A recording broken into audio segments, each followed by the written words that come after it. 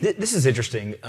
As many people know, I've gone around the world. I've talked to all kinds of different people, and I would say the number one topic, other than like what is it, that people want to speak about when they come from the traditional world is it's unregulated, right? And there's something about regulation, and these individuals usually come from a perspective of like, oh, the government will regulate it out of existence. The government will ban or outlaw ownership. The government won't allow this to occur.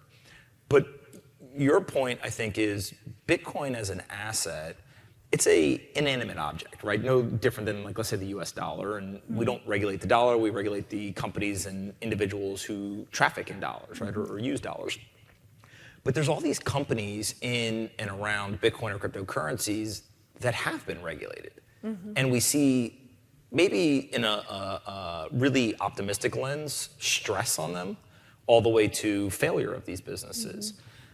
Can regulation actually stop some of this? Or is regulation, in many cases, it can solve some of the things on the periphery, but we should expect regulated businesses to be just as much at risk as, you know, some of the unregulated businesses, and we can't really rely on that regulation as like this crutch, because it seems like most people would say, if it's a regulated business, then we shouldn't be seeing some of the things that we're seeing.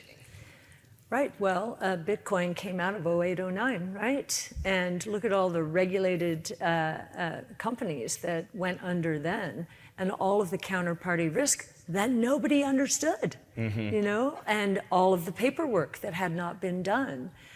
So, you know, I do think about what you're saying. I don't think, we worry about the innovation that is leaving the US and moving to other countries who are much more friendly. The UK, I think, is, and Europe generally, from a regulatory point of view, has much more of a solution, more clarity than the US. But I think the American DNA is such, and we see it in how regulators are going this far, but, you know, and the most interesting one to me, now consider the source, we own it. I want to be very clear. Everything that we've spoken about today, you should assume one of the two of us own it. Right. So Coinbase. Now, I'm listening to the regulators, and they're saying, well, if it looks like a security, and it walks like a security, and it quacks like a security, then it's a security. And we will enforce the securities laws. That's what the SEC does. And I'm thinking, well, Coinbase had to go through the SEC. They had to issue an S1, highly regulated. They had a lot of tokens that now the SEC is questioning as securities. Well, has the definition of its security changed since Coinbase went public in 2001? And it went public around the time that Gary Gensler came in. So maybe that's where the disconnect is. Gary Gensler is much more of an enforcer. I don't know, but the definition of a security should not have changed. And if they didn't think these should have been on Coinbase's platform, then they shouldn't have let them go through. So this is fascinating because in politics, as some of the guests later today will talk about, this idea of changing your mind is almost demonized or condemned, and you hear terms like flip-flopper and all of that.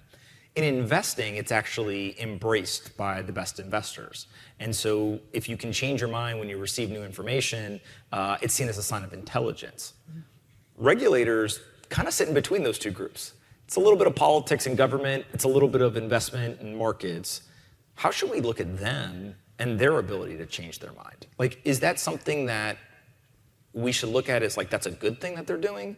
Or does it make it so hard to invest in a market if a regulator later can change their mind, right? And I'm almost using this as the example of, they just came out and said, hey, we got it wrong before, now we believe this. Is that a good or a bad thing? I think what it is a process of iterating to the right answer, and it's very messy. So if you look at how derivatives evolved in the markets, it was very messy.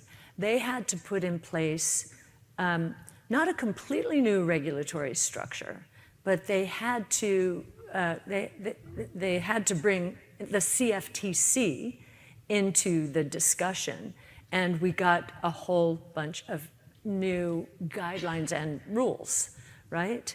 So I think that's where we're going with this new asset class, which we really do. We believe it's a new asset class. I know that, but I know there are securities associated with the new asset class. So let's just be clear. Bitcoin, you've told us, is not a security. Great. Coinbase clearly is a security, and it has on top of it assets that could be a new asset class. So I think we're iterating. It's been very messy. Even this a concept of staking, I don't know if you saw Gary Gensler's video where he said, no, I'm not talking about stake, S-T-E-A-K. He's trying to make this very, he's trying to be approachable, and I'm talking about S-T-A-K-E. And then you look at, okay, the one that Paxos basically said it would stop staking. There's a couple of them. Yeah, I think Kraken said it, and Paxos as well. Yeah. Kraken. Coinbase has a staking service, but it is a utility, not a security. So again, we're iterating, and it is interesting to watch the SEC try to figure this out. You're right, that is a service. It's a technology here. It's a security here. And it's like, it's complicated, right?